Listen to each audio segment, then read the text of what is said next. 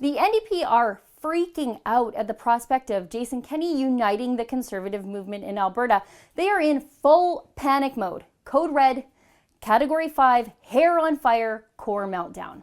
How do I know? Well, less than 24 hours after Jason Kenney announced his bid to seek the leadership of the Progressive Conservative Party in Alberta, running on a unity platform with the Wild Rose Party, the NDP MLAs are throwing everything they can at him, including the kitchen sink and their own abortions.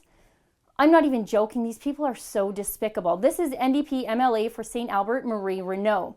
She tweeted out this: "Heard lots of rumors, but Mr. Kenney should have a chance to speak. Do you support a woman's right to choose, or do you want government to?" And then she hashtagged it to the Alberta legislature feed for maximum visibility. Okay, let's stop right here for a minute. In 17 years, Jason Kenney has never brought forward a pro-life motion or made a pro-life speech. Not once.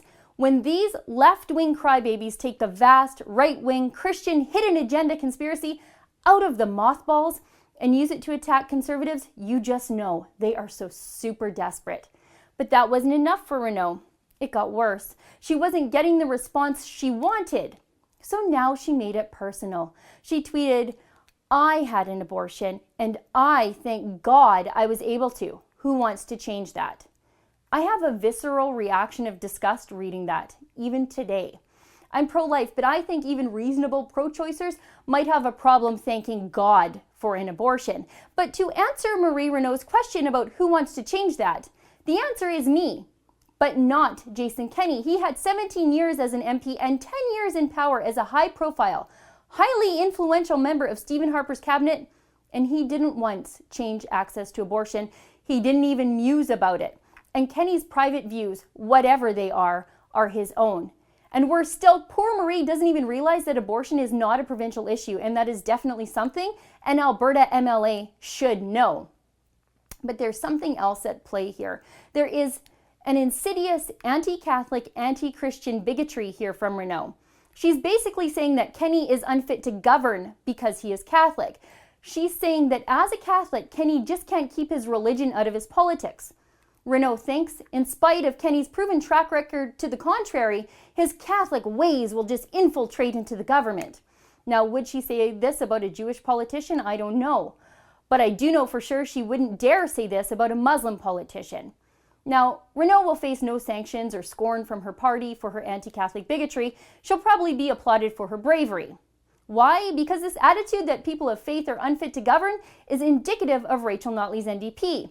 They don't even think people of faith are able to make decisions about their children's education. We've all seen that play out as true with the implementation of Bill 10 and the best practices that followed. The government will be making decisions now about what happens in religious schools. You don't have to be a religious person to agree that someone else's mainstream religious views are none of the government's business. But this is just how rattled the NDP are at the prospect of a united Conservative Party set to face the NDP. The NDP are standing on their own abortions and anti-Christian bigotry to go on the attack. Can you imagine what they're going to be like by next October if the stench of desperation is this rank already? I can't wait. For the Rebel.media, I'm Sheila Gunn Reid. Thanks for watching. Click here to never miss a Rebel update. Want even more of the Rebel? Well, click here to become a premium member.